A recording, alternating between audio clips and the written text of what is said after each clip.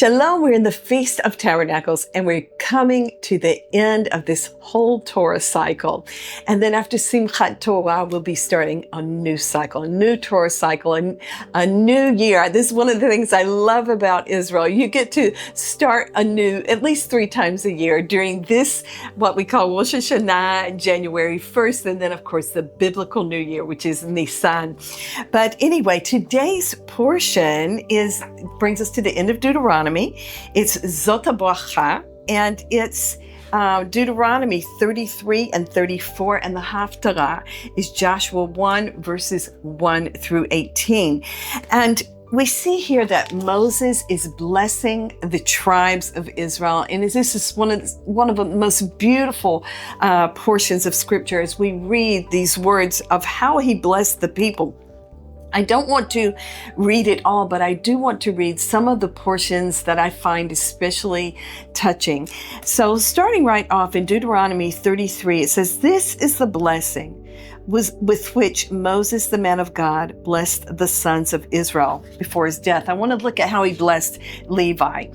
In verse 8, it says, "Let your Tumim and your Urim belong to your godly man, whom you proved at Massah, with whom you contended at the waters of Meribah, who said of his father and his mother, I did not consider them, and he did not acknowledge his brothers, nor did he regard his own sons, for they observed your word and kept your covenant.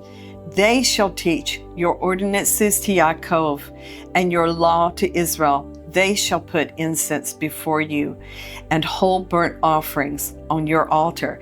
Going on to the blessing over Benjamin, which I especially love.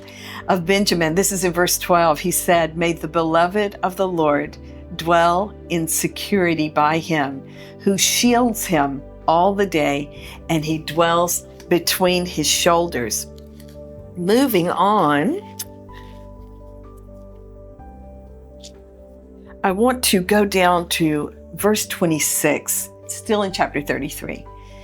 "There is none like the God of Yeshurun, who rides the heavens to your help, and through the skies in his majesty. The eternal God is a dwelling place, and underneath are the everlasting arms.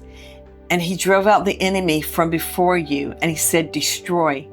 So Israel dwells in security, the fountain of Jacob secluded, in a land of grain and new wine. His heavens also drop down dew. Blessed are you, O Israel. Who is like you? A people saved by the Lord, who is the shield of your help and the sword of your majesty. So your enemies will cringe before you, and you will tread upon their high places." I want to go on into chapter 34, verse 1. "Now Moses went up from the plains of Moab to Mount Nebo to the top of Pisgah, which is opposite Jericho, and the Lord showed him all the land, Gilad as far as Dan, and all Naphtali, and the land of Ephraim and Manasseh, and all the land of Judah as far as the western sea, and the Negev, and the plain in the valley of Jericho, the city of palm trees, as far as Zoar. Then the Lord said to him, this is the land which I swore to Abraham, Yitzchak, and Yaakov, saying, I will give it to your descendants. I have let you see it with your eyes, but you shall not go over there." So Moses, the servant of the Lord, died there in the land of Moab, according to the word of the Lord. And he buried him in the valley in the land of Moab, opposite Beit Peor, but no man knows his burial place to this day. And my husband says that God did that so that no one would go to his grave to try to worship him. In verse 7 of chapter 34, "Although Moses was 120 years old when he died, his eye was not dim, nor his vigor abated. So the sons of Israel wept for Moses in the plains of Moab 30 days. Then the days of weeping and mourning for Moses came to an end." And so we end up Deuteronomy basically with the death of Moses and Joshua taking over the leadership of the children of Israel.